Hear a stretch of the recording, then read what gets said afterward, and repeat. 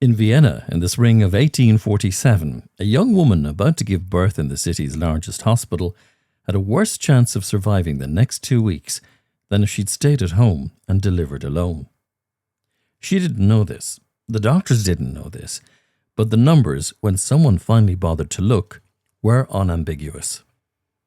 The hospital ran 2 maternity wards.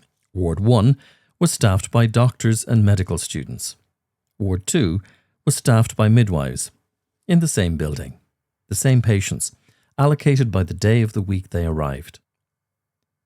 On Ward 1, roughly 1 in 5 women died of childbed fever within days of giving birth.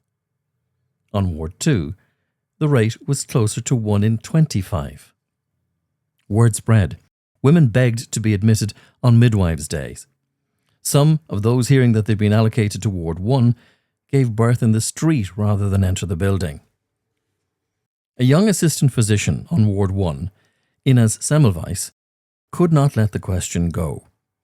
The patients were the same. The building was the same.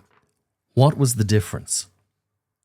In March 1847, his colleague Jakub Koleczka cut his finger during an autopsy and died, days later, of an illness identical in every way to the one killing the women on Ward 1. That was the moment Semmelweis formed his theory. The doctors and the medical students went straight from the autopsy room to the maternity ward. The midwives did not. Whatever had killed Koleczka, the doctors were carrying it on their hands, invisibly, but consistently, and depositing it in the very wounds of women in labour. If that was the cause, the test was straightforward. Remove the substance from the doctor's hands before they entered the ward. See whether the deaths followed. So we introduced one change. Before entering the maternity ward, doctors and students had to wash their hands in a solution of chlorinated lime. Not water, not soap.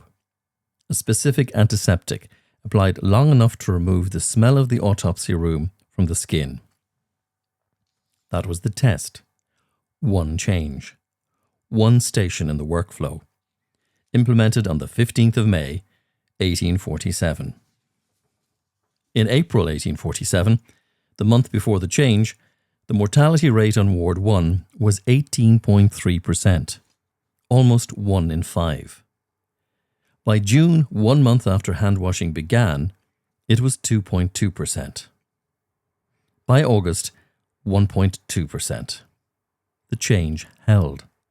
Through the autumn, through the winter, into the following year. Same hospital, same patients, same doctors.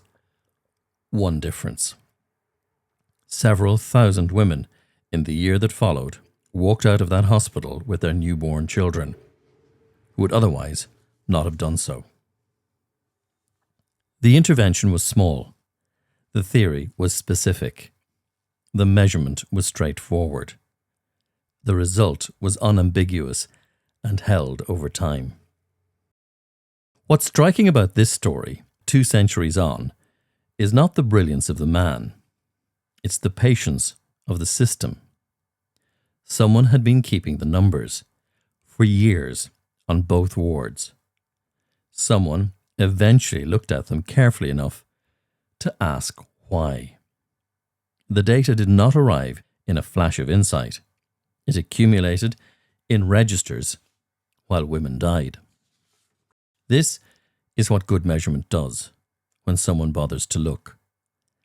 It doesn't solve the problem, but it shows you, with no room for argument, where the problem is and whether what you tried has worked. The same logic, measure, hypothesis, test, measure again, is what every QI project rests on. Vienna in 1847 is the form, recognizable across 2 centuries.